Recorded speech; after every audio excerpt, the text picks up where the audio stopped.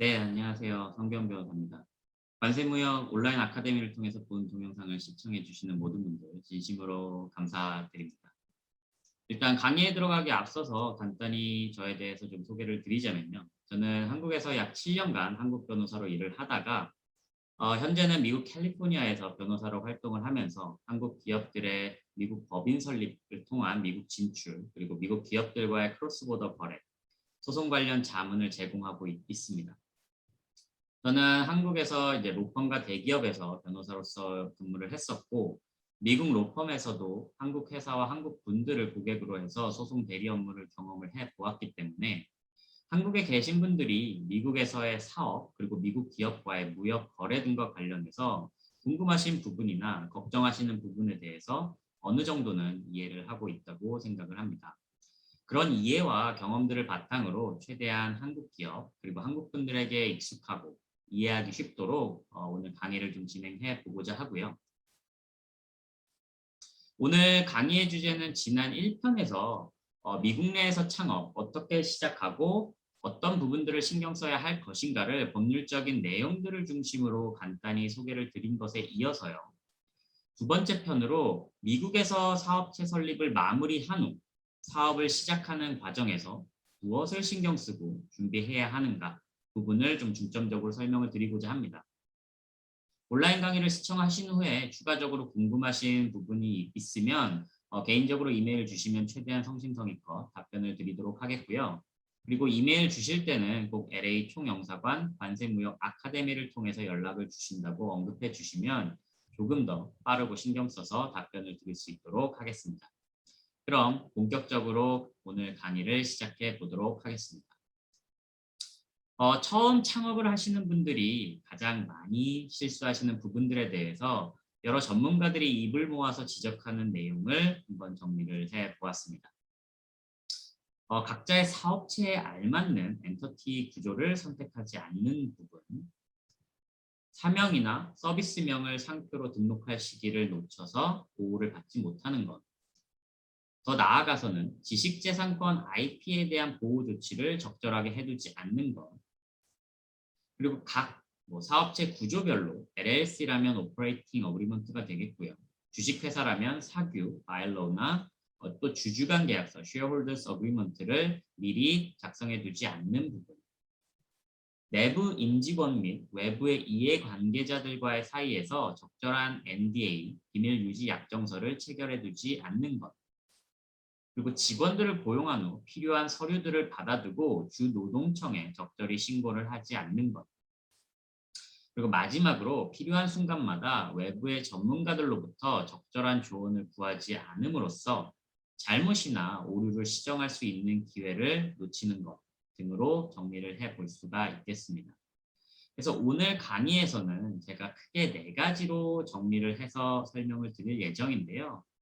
첫째는 이제 나의 지식재산, IP를 잘 지킬 것. 그리고 둘째는 사업체 설립 초기에 사규나 주주간 계약서 등을 잘 작성해 둘 것. 세 번째는 NDA 작성 등 비밀 유지에 항상 신경을 쓸 것. 그리고 마지막 4번째로 직원 고용 시 관련 서류들을 잘 챙기고 노동법 변경 사항 등을 항상 신경 써서 체크할 것 등입니다. 그러면 일단 첫 번째로 지식재산 IP를 보호하기 위한 조치에 대해서 한번 살펴보도록 하겠습니다. 일단 우리가 IP 뭐라는 IP 이야기를 많이 하는데요. 이 IP가 정확히 무엇인지 그리고 법률상에서 구체적으로 정의하는 IP의 종류에 대해서 조금 더 자세히 살펴볼 필요가 있을 것 같습니다. 우리는 흔히 이제 IP를 인간의 창조적 활동 또는 경험 등을 통해서 창출하거나 발견한 지식, 정보, 기술이나 표현, 표시, 그 밖의 무형적인 것으로서 재산적 가치가 실현될 수 있는 지적 창작물에 부여된 재산에 관한 권리다라고 정의를 하고 있습니다. 그래서 사실 IP는 뭐든지 인간의 머릿속에서 나온 거라면 IP가 될 수 있다고 말씀을 드릴 수가 있겠고요. 그러한 예로는 독특한 로고 디자인이 될 수도 있고요. 제조 방식이나 생산 방식이 될 수도 있습니다. 영업 비밀로서의 화학식, 예를 들면 코카콜라의 제조법과 같은 화학식이 IP로 당연히 보호를 받을 수가 있는 것이고요. 일예로는 뭐 신제품 아이폰 출시 일과 출시 국가별 출시 일자 등이 포함된 뭐 국가 리스트 이런 부분도 영업 비밀로 애플이라는 회사의 영업 비밀로서 IP로서 보호를 받는 것이죠. 그래서 우리는 편의상 이 IP를 특허권, 상표권, 저작권, 영업 비밀 이렇게 크게 네 가지로 구분을 해서 보게 됩니다. 왜 이렇게 IP가 중요하냐? 오늘날 이제 스마트폰 하나에도 25만 개 이상의 지식 재산이 들어가는 그야말로 이제 지식 재산, IP의 시대라고 많이들 얘기를 하는데요. 그만큼 IP의 중요성은 날이 갈수록 뭐 더욱더 중요해지고 있고요. 그럼 왜 이렇게 IP가 중요하다고 이야기를 하는가를 수치로서 좀 얘기를 해보자면요. 점점 이제 제조업이 창출하는 고용의 효과가 줄어들고 있는 현 상황에서 IP는 엄청난 고용 창출 효과를 가져오고 있고요. 그 경제적인 가치가 미국이라는 한 나라만 놓고 보더라도 웬만한 다른 어떠한 국가의 국민 총생산 GDP 가치를 능가할 정도의 막대한 경제적 가치를 창출하고 있습니다. 뭐 그로부터 발생하는 직간접적인 경제적 효과는 말할 것도 없겠고요. 따라서 우리는 이 IP 제도를 통해서 창업가들의 혁신을 장려하고 그 결과에 대한 보상을 보장함으로써 현재 이제 지식재산 기반 산업 구조가 가능해졌다라고 말을 할 수가 있겠습니다. 그러면 이 IP의 크게 네 가지 카테고리별로 하나씩 조금씩 자세히 살펴보면요. 일단 첫 번째는 특허, 파튼에 대해서 한번 알아보도록 하겠습니다. 특허란 발명을 배타적, 독점적으로 이용할 수 있는 권리로 일반적으로 이제 명세서와 하나 이상의 청구함으로 구성이 되게 됩니다. 명세서에는 공개된 발명의 제작과 사용 방법을 자세히 설명하는 서술과 도면을 포함을 하게 되고요. 보통 실시라고 부르는 하나 이상의 발명의 예시가 포함되게 됩니다. 그리고 이제 보통 명세서 맨 마지막에 기재되는 청구항, 클레임이라고 하는데요. 이 청구항이 바로 발명자가 청구한 발명의 경계 또는 범위를 정의하는 일련의 제한, 구성 요소라고도 하고요. 이 제한을 포함하게 됩니다. 그래서 여기서 이제 중요한 포인트는 특허 침해가 성립하려면 문제된 장치나 프로세스가 반드시 청구항에서 정의한 범위 내에 있어야 한다는 점입니다. 다시 말해서 예를 들어서 문제가 된 청구항이 이 A, B, C, D라는 4개의 구성 요소로 이루어졌다고 할 경우 특허 침해가 성립하려면 이 4개의 구성 요소를 모두 포함해야 하는 것이고요. A, B, C 3개의 구성 요소는 포함되었지만 D라는 구성 요소가 포함되어 있지 않는 경우라면 원칙적으로 특허 침해가 성립하지 않는다라고 말씀을 드릴 수가 있겠습니다. 그러면 이 특허를 출원하고 등록하는 전체적인 절차에 대해서 한번 살펴보면요. 일단 제일 중요한 부분은 선행기술, 선행특허를 조사하는 과정이겠고요. 그리고 만약 그 선행기술과 선행특허를 조사해서 나의 기술이 특허로서 등록될 가능성이 어느 정도 있다라는 판단이 드시면 이제 출원서를 작성을 하고 제출을 하게 됩니다. 그리고 보통 이제 그 USPTO 미국 특허 상표청이 오피스 액션이라고 하는 중간 통지를 내가 출원서를 제출한 날로부터 보통 1년에서 한 1년 반 정도 지난 시점에 오피스 액션이라는 것을 발행을 하게 되고요. 이 오피스 액션이라는 것은 결국은 심사관이 봤을 때 이 출원인이 주장하고 등록하고자 하는 특허 기술이 이전에 이미 등록되어 있는 선행 기술이나 선행 특허들에 비해서 어떠한 부분에 있어서 신규성이 있고 진보성이 있는지라는 부분에 대해서 조금 더 구체적인 소명을 요구하는 절차라고 생각을 하시면 되겠습니다. 그래서 보통은 1차 한 번 내지 2번 정도의 이 오피스 액션이 발행이 된다고 예상을 하시면 되겠고요. 이 1차 오피스 액션을 다시 대응을 준비해서 답변서를 제출하면 또 그 다음에 2차 오피스 액션이 나올 때까지 시간을 기다렸다가 그 이후에는 이제 실제로는 특허가 마지막에 등록이 되는 수도 있고요. 아니면 특허 등록이 거절될 수도 있겠습니다. 그래서 이 전체적인 프로세스가 사실 특허 같은 경우는 짧게는 2년, 뭐 길게는 4년, 5년까지도 걸리는 굉장히 좀 긴 절차라고 이해를 하시면 좋겠습니다. 다음은 트레이드마크, 상표권입니다.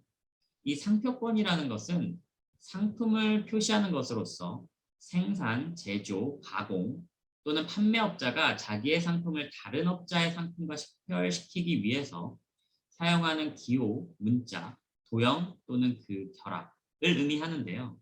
그럼 가장 먼저 이제 할 수 있는 질문이 그럼 반드시 상표를 미국에 연방 등록을 해야지만 내 상표가 법적인 보호를 받을 수 있는가라는 부분입니다. 결론부터 미리 말씀을 드리자면 반드시 등록을 해야지만 보호를 받을 수 있는 것은 아닙니다. 하지만 이 연방 상표 등록을 하지 않았을 경우에 이 보통법, 커먼 로에 의해서 해당 지역에 아주 국한된 보호를 받을 수 있는 것에 비해서요. 연방 등록을 하게 되면 이 물건 또는 서비스와 관련해서 미국 전국적으로 상표에 대한 소유권 및 배타적인 상표 사용에 대한 법적 추정을 받을 수 있다는 장점 때문에 보통 이제 반드시 상표 등록을 먼저 하실 것을 권장을 드리는 편입니다. 그래서 이 상표의 경우에는 특허와의 가장 큰 차이점이 이 미국은 상표가 등록되어 있지 않더라도 이미 누군가가 나보다 먼저 앞서서 사용 중인 경우에는 커먼로에 의해 따라서 선사용자에게 상표권자로서의 권리가 발생하기 때문에 상표 등록 데이터베이스에서 찾지 못한 상표라고 하더라도 나의 상표보다 우선권이 있을 수 있다는 점을 좀 명심을 하셔야 되겠고요. 상표 출원 같은 경우는 특허에 비해서는 출원서 작성의 난이도가 높지 않은 편이고 상표 등록까지에 걸리는 기간도 상대적으로 짧은 편입니다만 미국 외의 지역에서 상표 출원을 하시는 분들은 지난 2019년에 변경된 룰에 따라서 반드시 미국 변호사를 대리인으로 선임하셔야 상표 출원을 하실 수 있다는 점을 좀 명심하실 필요가 있겠습니다. 그래서 이 상표 출원과 등록의 프로세스, 전체적인 절차에 대해서 한번 살펴보면요. 전반적으로 특허 출원 등록의 프로세스와 유사한 부분이 있고요. 그래서 가장 먼저 살펴보실 부분은 연방 상표 등록이 가능한 물건 또는 서비스인지 여부를 확인하셔서 등록할 상표의 유형, 글자로서 등록을 하실 건지 아니면 디자인 로고로서 상표를 등록하실 건지를 결정하시는 것이 필요합니다. 만약 내가 상표 등록을 출원을 하기로 결정을 하셨다면요. 선행, 출원, 그리고 등록되어 있는 유사 상표를 검색하셔서 내가 등록하고자 하는 상표와 지나치게 혼동이 될 만한 선행 등록 상표가 있는지 여부를 확인을 하셔야 되고요. 만약 그렇게 유사한 선행 등록 상표가 없다라는 판단이 드신다면 그 해당 상표에 대한 출원서를 온라인으로 작성을 해서 제출을 하실 수가 있습니다. 특허와 마찬가지로 이 미국 특허 상표청 USPTO가 오피스 액션을 발행을 하게 되고요. 반드시 모든 경우에 오피스 액션이 나오는 것은 아닙니다. 물론. 그래서 오피스 액션이 나올 경우에는 이 오피스 액션에 대해서 대응을 준비해서 답변서를 제출하셔야 되고요. 마지막에 이제 등록이 되기 전에 공개 이의 접수 기간을 가지고 그 이의 접수 기간이 지난 이후에 비로소 내가 출원한 상표가 등록이 되게 됩니다. 다음은 이제 저작권, 카피라이트이고요. 저작권 개념에 대해서는 많이들 아시겠지만 이 인간의 사상 또는 감정을 표현한 창작물인 저작물에 대한 배타적 그리고 독점적인 권리라고 정의를 할 수 있습니다. 역시 마찬가지로 가장 먼저 할 수 있는 질문은 그러면 반드시 저작권을 등록을 해야만 법적인 보호를 받을 수 있는가라는 부분인데요. 결론부터 말씀드리면 아닙니다. 저작권의 대상이 되는 작품은 유형적인 표현 매체에 고정되는 순간 그 저작권의 보호를 받기 때문이죠.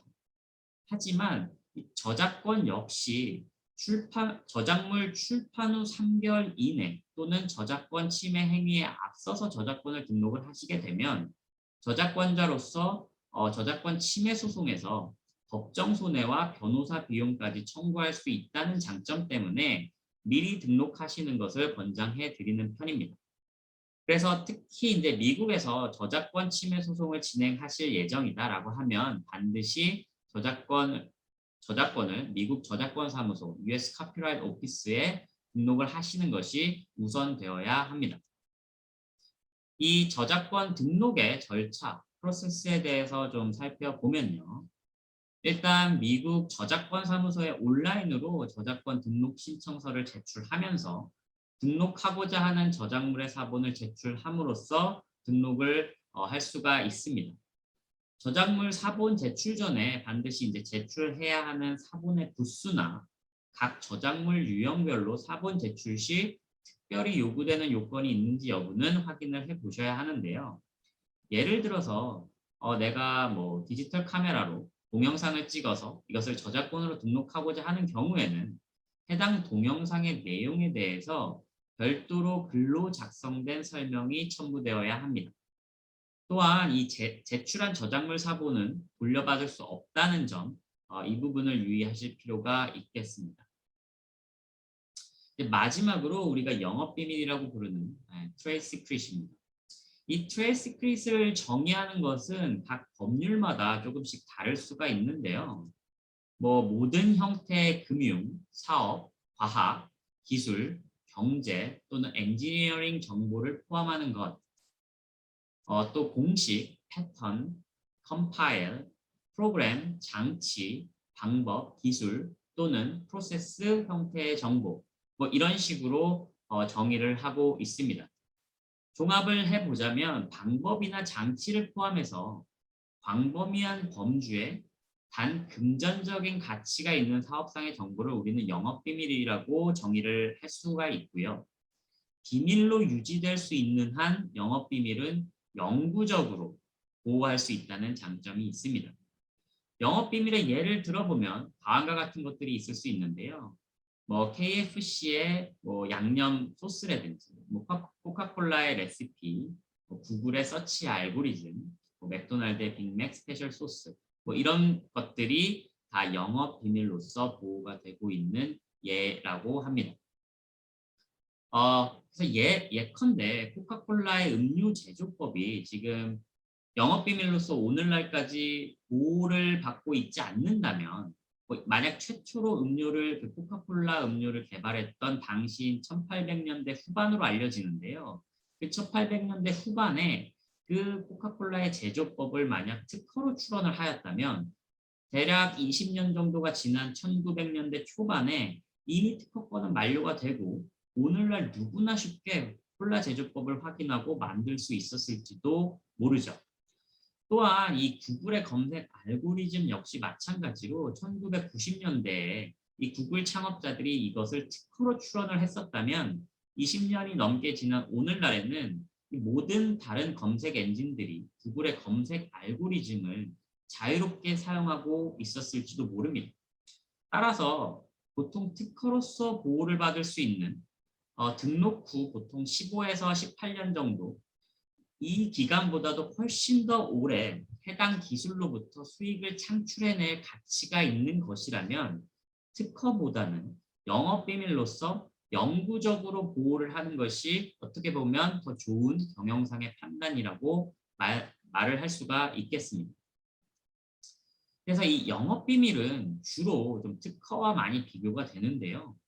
영업비밀과 특허 둘 다 공통적으로 기업의 가치와 관련된 중요하거나 잠재적으로 가치가 있는 상업적 정보를 보호한다는 점은 동일합니다.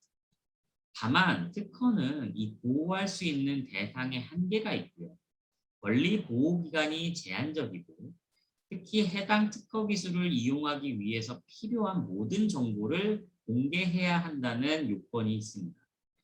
반면에 영업비밀은 비밀로 유지될 수 있는 한 방법이나 장치를 포함해서 매우 광범위한 범위의 정보를 권리 보호 기간에 제한 없이 영구적으로 보호할 수 있다라는 장점이 있습니다. 하지만 결국에는 영구적으로 보호하기 위한 전제 조건은 비밀로 유지될 수 있는 한이라는 전제 조건이 붙는 것이고요. 실제로 현실에서는 이 비밀로 영원히 유지된다는 것이 사실 쉬운 일만은 아닙니다. 그래서 이 영업비밀이라는 것은 앞서 말씀드렸다시피 비밀로 유지하는 것이 핵심이기 때문에 어딘가에 공개를 하면서 내가 이 영업비밀을 등록하는 것은 아닙니다. 내가 얼마만큼 이 비밀을 유지하면서 가치 있는 사업상의 정보를 보관하였느냐에 따라서 사후적으로 영업비밀로 인정을 받을 수도 있고 아닐 수도 있는 것이죠. 그래서 이 비밀성을 유지하기 위한 합리적인 노력이 필요하다라고 이제 말씀을 드리는데요. 크게 뭐 다음에 물리적 보호, 그리고 기술적인 보호, 그리고 인사상의 보호 세 가지로 이제 크게 나누어서 얼마나 충분히 보호를 하려고 노력을 하였는가 이 여부를 사후적으로 판단을 하게 됩니다. 그래서 가능한 모든 보호 조치를 중첩적으로 할수록 영업비밀로서 인정받을 가능성은 나중에 훨씬 더 높아지게 되는 것이고요. 그래서 이제 마지막으로 이 IP 관리를 위해서 그러면 우리가 당장 할 수 있는 조치들에 대해서 한번 좀 정리를 해보면요.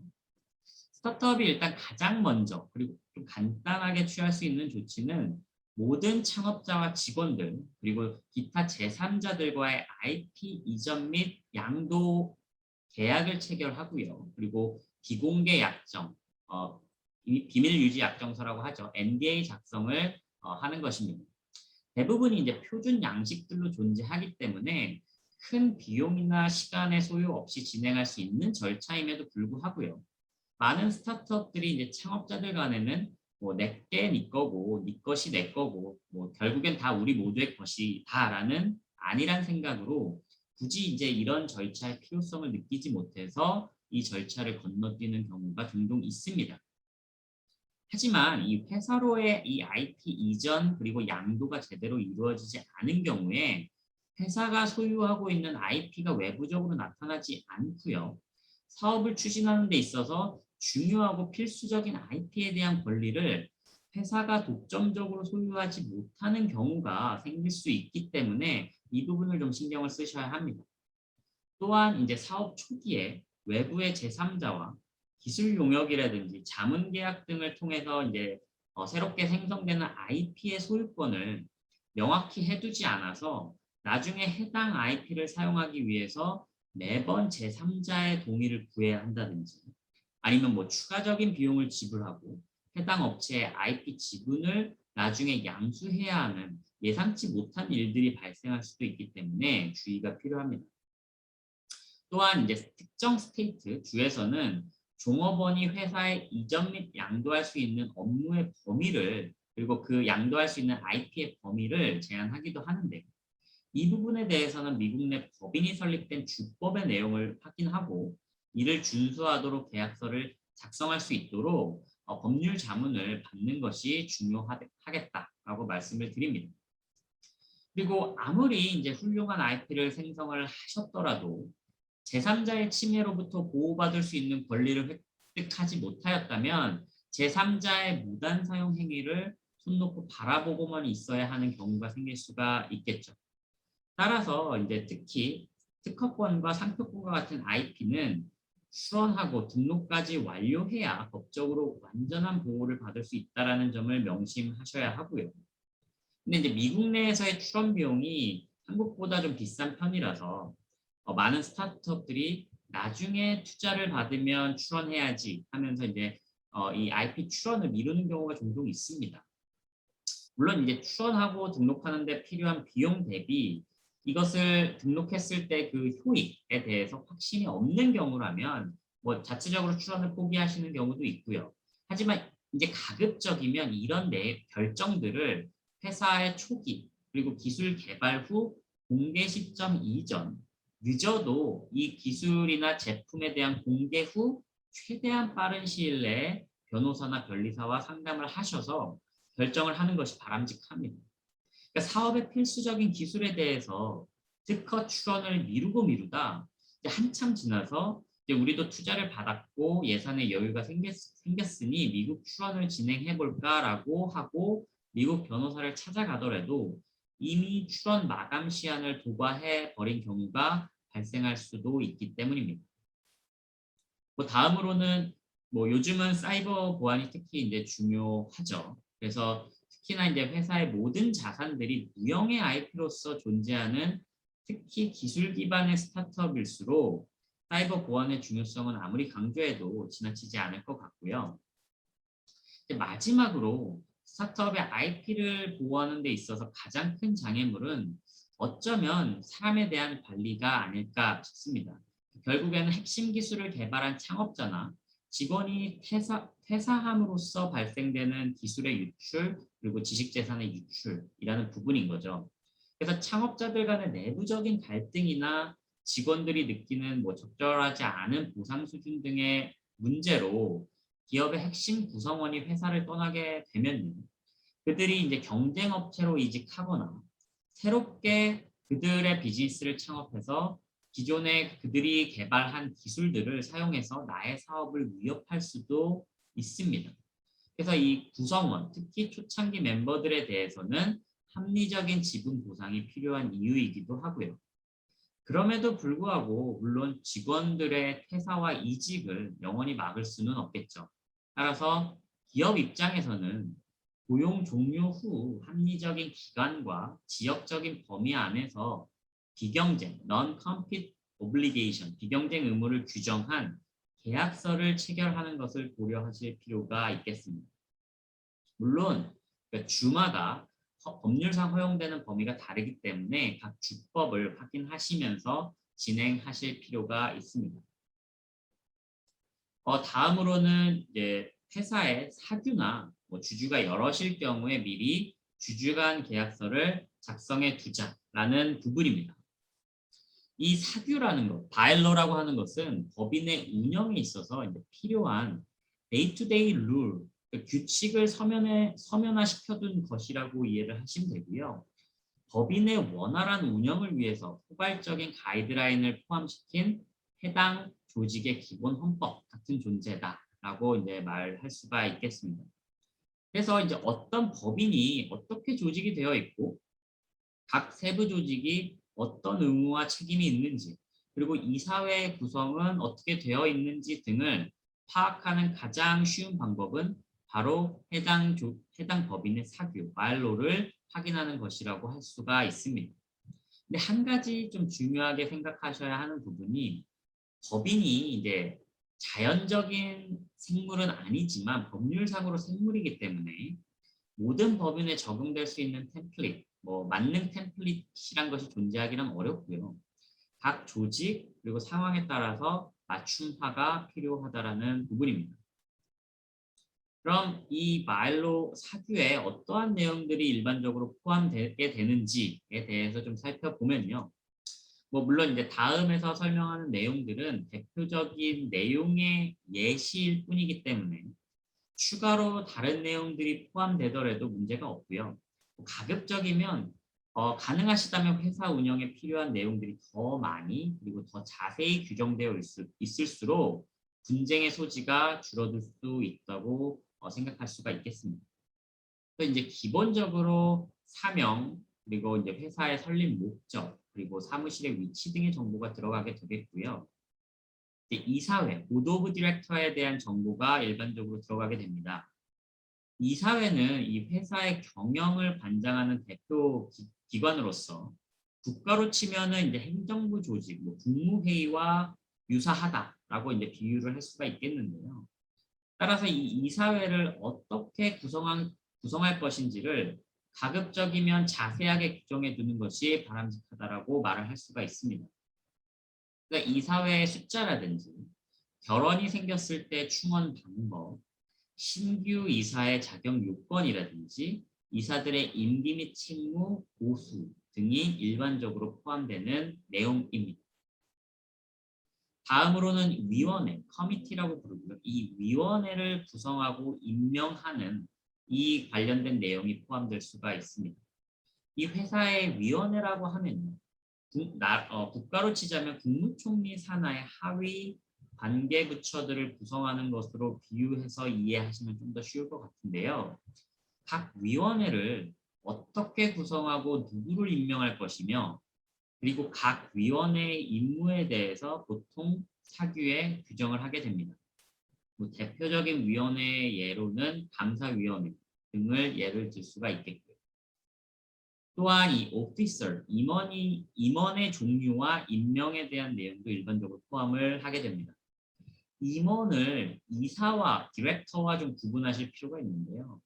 임원이라 함은 이사회에서 특정 기능을 수행하기 위한 위원회 구성원으로서 뭐 우리가 흔히 부르는 CEO, CFO, 사장, 부사장, 서기, 회계 담당과 같은 직책이 이제 대표적이라고 말을 할 수가 있습니다. 그래서 이사회가 회사의 경영 전반을 관장을 한다면 임원들은 일상적인 사업 운영과 관리를 담당한다고 보실 수가 있고요. 이사가 임원직을 수행할 수도 있지만 이사가 아닌 자가 임원직에 임명돼서 업무를 수행하는 것도 물론 가능합니다. 그래서 이사라고 반드시 임원인 것도 아니고 그래서 이사와 임원은 구분해서 생각하자라는 부분을 좀 기억하실 필요가 있겠습니다. 다음은 주주총회 그리고 이사회 회의에 관한 내용인데요. 이 주주총회가 언제 소집될 수 있고 소집 장소와 통지 방법 등을 이제 규정하게 되고요. 정기 이사회 소집 그리고 특별 이사회 소집 요건, 각 회의의 시간이나 장소, 출석에 관한 내용 등을 이제 사규에 자세히 규정하게 됩니다. 특히 이제 반드시 포함시켜야 할 내용 중에 하나로서 이사회의 의사 정족수와 의결 정족수에 대한 내용이고요. 위 내용이 없을 경우에는 추후 이사회 결정의 효력에 대해서 다툼이 생길 여지가 있기 때문에 이 부분은 반드시 좀 신경을 쓰셔서 작성을 하시는 것이 좋겠습니다. 마지막으로 이사의 이제 이해관계 상충에 관한 내용이 포함될 수가 있겠는데요. 이는 회사와 이사 개인 사이에서 이사 개인에게 금전적인 이익이 될 수 있는 거래 등을 하고자 할 경우에는 해당 이사는 회사의 의사결정에 참여해서는 안 된다라는 내용입니다. 그러니까 한국회사법 제398조에서도 다루고 있는 이사의 자기거래 제한과 유사한 개념이다라고 이해하시면 될 것 같습니다. 다음은 이제 주주간 계약서에 대해서 shareholders agreement라고 부르고요. 주주간 계약서에 대해서 좀 살펴보면요. 이 주주간 계약서라고 하는 것은 이 주식회사의 주인인 주주들 간에 회사를 운영하는 전반적인 방향을 기술하고요. 주주들의 권리와 의무에 대해서 규정하는 계약이다라고 정의를 하게 됩니다. 보통 창업자가 2명 이상이고 주식회사로서 법인을 설립하신 경우라면 주주가 2명 이상이 될 가능성이 높기 때문에 반드시 이제 작성을 고려해야 하는 중요한 서류라고 좀 볼 수가 있고요. 여기서 이제 다소 혼용되는 개념 중에 하나로 창업자 간 계약, 그러니까 Founders Agreement도 있는데요. 이는 이제 회사의 아주 초창기에 주주 간 계약을 대체하는 한 형태이고요. 보통은 이제 더 많이 주주들이 늘어날수록 주주 간 계약서로서 대체되는 것이 일반적이라고 말을 할 수가 있습니다. 그래서 이 주주 간 계약서에 일반적으로 포함되는 내용에 대해서 조금 자세히 살펴보면 주주 간 계약서의 핵심은 결국 모든 주주들이 공정하게 대우받고 주주로서의 권리를 보호받을 수 있도록 하기 위함이다 라고 말을 할 수가 있습니다. 따라서 주식의 공정하고 합법적인 가치평가 방식에 대해서 규정을 해두는 경우가 많습니다. 일반적으로 이제 주식을 매각하는 경우에 그 시점에 해당 주식의 공정하고 합법적인 가치평가 방식을 사전에 이제 주주들 간에 미리 합의해서 규정을 하게 되고요. 특히 이제 이 부분은 직접 경영에 참여하지 않는 재무적 투자자인 주주들에게는 매우 중요한 내용이라고 말을 할 수가 있습니다. 또한 이제 신규 주주에 대한 동의 여부가 포함되는 경우도 많은데요. 현재 주주 외에 제3자가 주주가 될 수 있도록 하는 기존 주주들 간의 의사결정 절차를 규정을 하고요. 소수 주주들의 의사가 반영될 수 있도록 안전장치를 두기도 합니다. 이제 다음은 주식 및 지분에 관한 내용인데요. 어떻게 보면 이 주주관계약서에서 가장 핵심적인 내용이라고 말을 할 수가 있겠습니다. 일반적으로는 이제 주식의 발행일, 계약서 작성 당시에 발행된 총 주식수, 주주들 및 각 주주의 지분 비율을 정리한 표, 주식의 양도에 관한 제약 조건들을 규정을 하게 되는데요. 그리고 이제 소수주주들을 보호할 수 있는 중요한 조항 중에 하나가 탭 얼롱이라는 조항입니다. 이 대주주가 외부의 제3자에게 주식을 매도할 경우에 소수주주인 자신들의 주식까지 전부 함께 매수할 것을 요구할 수 있는 규정인데요. 다시 말해 주식을 매수하려는 자가 소수주주들에게도 동일한 주식 매수 오퍼를 하지 않는 한 대주주만 독단적으로 지분을 정리하고 회사를 떠나는 것을 방지할 수 있는 규정이죠. 또 다른 주식 양도에 관한 제약 조건 중에 하나로 자주 포함되는 조항이 drag along이라는 조항도 있습니다. 이 조항은 대주주가 자신의 지분을 매각하고자 할 경우에 소수주주들 역시 주식을 매도하는 것을 강제할 수 있도록 요구할 수 있는 규정인데요. 이는 이제 일반적으로 기업의 M&A 같은 경우에 소수주주들의 반대 의사에도 불구하고 대주주의 매각 의사를 관철시킬 수 있도록 대주주를 보호하기 위한 조항이다라고 이해를 하실 수가 있겠습니다. 네, 세 번째로는 이제 우리가 흔히 NDA, 비밀유지 계약서 작성에 관한 부분을 좀 설명을 드리겠습니다. 이제 본인이 힘들게 개발한 기술 또는 독점적인 정보도 결국에는 이제 상업화를 하지 않으면 그로부터 수익을 얻기가 어렵죠. 그래서 독자적인 상업화가 가능한 경우도 있지만 경우에 따라서는 제3자와의 전략적 파트너십을 맺고 상업화를 하는 것이 유일한 방법이거나 또는 수익을 극대화할 수 있는 유리한 방법일 때가 있을 수 있죠. 이럴 때는 이제 나의 기술 그리고 정보를 해당 파트너와 공유를 해야 하고 이 경우 이 정보를 비밀로서 유지하고 파트너십상의 용도 외에 다른 용도로 사용하지 못하도록 제한을 하는 법적인 수단이 필요하게 되는데요. 이때 활용하게 되는 것이 바로 비밀 유지 약정서, 우리가 NDA라고 부르는 Non-Disclosure Agreement가 됩니다. 그래서 오늘날 이 NDA는 사업적 제휴나 파트너십 관계 또는 그 관계가 성립되기 전에 거의 필수적으로 사용되는 아주 일반적인 폼이라고 얘기를 할 수가 있습니다. 많은 분들이 이제 저에게 NDA 작성에 관해서 이제 문의를 하시면서요. 뭐 구글이나 네이버 등에서 NDA 템플릿이라고 검색해서 나오는 샘플들을 그대로 사용해도 뭐 큰 문제가 없겠느냐라고 문의하시는 분들이 종종 있습니다. 물론 아직 정식 계약이 될지 확실치 않은 상황에서 NDA 작성 때문에 뭐 그 변호사 비용을 별도로 쓴다는 것이 좀 부담스러우실 수 있죠. 근데 이제 인터넷에 돌아다니는 템플릿을 활용하시더라도 최소한 반드시 좀 포함되어야 되는 내용들 그리고 확인이 필요한 내용들에 대해서 한번 정리를 해보겠습니다. NDA에 기본적으로 포함되는 내용들은 다음과 같고요. 뭐 비밀 정보의 범위와 유지 기간 등이 명확하게 규정이 되어야 하겠고요. 그리고 이제 비밀 정보의 사용 용도가 정확하게 무엇인지를 정확하게 규정을 해야 되겠습니다. 그리고 구체적인 비밀 유지 의무가 어떻게 규정되어 있는지를 살펴보셔야 되고요.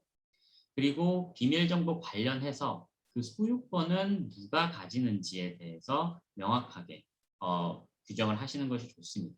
물론 이미 정보를 교환하는 단계에서의 그 정보나 기술에 대한 소유권에 대해서 크게 뭐 이견이나 다툼이 없을 수 있지만 서로 이제 공개하고 교환한 기술이나 정보에서 파생되는 지식재산권, 그 지식재산권의 소유권에 대해서 분쟁이 발생하는 경우가 종종 있습니다. 그리고 마지막으로 이제 비밀 유지 의무 위반 시의 손해배상 책임과 분쟁 해결 방식을 명확하게 규정을 하는 것이 바람직하겠고, 물론 이외에도 이제 다른 일반 조항들이 많이 포함되는 경우가 있는데 이 내용들은 거의 모든 NDA에 포함되는 핵심적인 내용이라고 이제 말씀을 드릴 수가 있겠습니다. 그런데 이제 모든 상황에서 NDA 체결이 표준은 아닐 수도 있다라는 점을 좀 명심하실 필요가 있습니다. 예컨대 대부분의 이제 미국의 VC, 벤처 캐피탈들은 투자 유치를 희망하는 스타트업들과의 관계에서 NDA를 체결하는 것을 응하지 않는 편입니다. 따라서 뭐 제약 분야나 생명과학 등의 특허가 아주 민감한 몇 개의 분야를 제외하고는 VC들이 NDA 체결에 동의하지 않는다고 해서 크게 낙담하거나 걱정하기보다는 뭐 아주 민감한 비밀 정보들만이라도 비공개 처리를 하고 적극적으로 투자 유치에 대한 협의를 진행하실 것을 권해드립니다. 또한 이제 자주 실수하시는 부분 중에 하나가 일방적 원웨이 NDA인지 아니면 상호적 뮤추얼 NDA인지를 정확하게 구분하지 않고 NDA에 그냥 사인을 하시는 건데요. 일방적 NDA에서는 당사자 일방만 비밀 정보를 제공받게 되므로 해당 당사자만 비밀 준수 의무를 지게 됩니다. 반면에 상호적 NDA에서는 양 당사자가 모두 비밀 정보를 제공받게 되기 때문에 양 당사자 모두에게 동일한 수준의 비밀 준수 의무를 부여하게 되죠. 그리고 이제 실제로 많은 분들이 이 부분을 간과하고 일방적 즉 원웨이 NDA에 사인을 하고선 상대방도 상호적 NDA에 동의한 것으로 잘못 생각하는 경우가 가끔 있습니다. 그래서 나의 중요 정보가 상대방에게 제공되는 이상 반드시 상호적 NDA인지 상대방도 동일한 수준의 비밀 유지 의무를 지는지 상대방도 똑같이 계약서에 사인을 하는지 여부 등을 반드시 확인하는 것이 필요하겠습니다. 또한 이제 나는 상대방의 비밀 정보를 예컨대 제공받는 것을 굳이 원치 않는다면 상호적 NDA 사인을 해서 법적인 구속력을 가질 필요가 없는데요. 이런 부분을 이제 주의할 필요가 있습니다. 특히 이제 상대방이 나의 잠재적인 경쟁자인 경우에 가끔 이런 문제가 발생하곤 합니다. 불필요하게 사인한 NDA 하나 때문에 나중에 동종업계에서 경쟁을 할 때 중요 정보를 제대로 활용하지 못하거나 상대방으로 하여금 NDA를 위반하였다라는 클레임의 빌미를 제공할 수도 있기 때문입니다. 이제 마지막 포인트로 직원 고용과 관련해서 좀 신경 쓰셔야 되는 부분들을 한번 정리를 해 보겠습니다. 일단 신규 직원 고용 시에 좀 확인을 하셔야 되는 체크리스트를 정리해 보았는데요. 직원과 다음의 내용 등이 포함된 고용계약서를 반드시 좀 작성을 하시고요. 고용인과 피고용인이 모두 서명한 계약서를 한 부씩 보관하실 것을 권해드립니다. 일단 고용계약서 안에는 그 채용하는 포지션에 대한 정보, 구체적인 정보, 직급 및 직책 등이 포함되어야 하겠고요. 직원의 역할과 책임이 명확하게 규정되어 있는 것이 좋습니다. 근무 일정과 관련해서도 근무 시간이라든지 풀타임인지 파트타임인지 등이 명기되는 것이 좋겠고 그 고용기간이 정해져 있는 고용 같은 경우에는 그 고용기간의 종료 시점이 언제인지를 명확하게 기재를 하시는 것이 좋겠습니다. 그리고 보수라든지 우리 회사의 베네핏 부분들을 명확하게 명기를 해두시는 것이 바람직하겠고요. 그리고 이제 근로계약의 종료 조건에 대해서도 명시적으로 규정을 해두시는 것이 좋겠습니다. 이 고용 계약서 외에도 법률에 따라서 좀 작성을 하셔야 되는 각종 폼들이 있는데요. 이런 폼들을 작성을 하셔서 반드시 이제 보관을 하고 있으셔야 합니다. 그래서 이 서류들은 이제 어딘가에 제출을 하는 것이 아니고요. 고용주가 이제 피고용인으로부터 작성을 해서 받아서 보관을 해 두셔야 한다는 점을 명심하시기 바랍니다. W4 폼이라든지 뭐 I9 폼이라든지 스테이트 텍스 위드홀딩 폼이라든지 다이렉트 디포지트 폼 같은 부분들은 채용하는 직원으로부터 받으셔서 반드시 이제 회사 내에서 보관을 해 두실 필요가 있겠습니다. 이제 캘리포니아주 같은 경우에는 주 노동청 EDD에 신규 직원 채용을 리포트할 의무가 있으신데요. 아래 내용을 보시면 직원의 근무 시작일로부터 20일 이내에 리포트를 할 것을 요구를 하고 있습니다. 그리고 또한 이제 중요한 부분 중에 하나가 이 local labor regulation, 특히 이제 미니멈 웨이지, 그 최저임금과 관련된 부분을 좀 지속적으로 모니터링하면서 개정되는 법률에 대한 컴플라이언스 의무를 준수하셔야 한다는 것입니다. 이 법률의 무지는 용서받지 못한다는 말이 있습니다. 그래서 내가 아무리 올해 새롭게 변경된 최저임금 그 금액을 알지 못해서 그 최저임금을 맞춰주지 못했다라는 변명은 나중에 문제가 되었을 때 그렇게 통할 수 없는 변명이 되는 거고요. 끊임없이 이제 법률의 개정 사항을 체크를 하시고 경우에 따라서는 법률 전문가들과 주기적으로 좀 상의를 하시면서 항상 최신의 업데이트된 법률, 규정, 명령 등을 준수하실 수 있도록 항상 신경을 쓰시기 바랍니다. 네, 이상으로 이제 오늘 강의의 주제인 미국에서 사업체를 설립한 이후에 좀 챙겨야 하는 부분들, 신경 써야 하는 부분들, 그리고 많은 그 새롭게 창업하시는 분들이 좀 간과하고 놓치시는 부분, 실수를 많이 하시는 부분들에 대해서 좀 정리를 해봤습니다. 아무쪼록 오늘 강의 내용이 사업을 새로 시작하시는 분들에게 좀 좋은 긍정적인 도움이 되었으면 하고요. 긴 시간 강의를 들어주셔서 진심으로 감사합니다.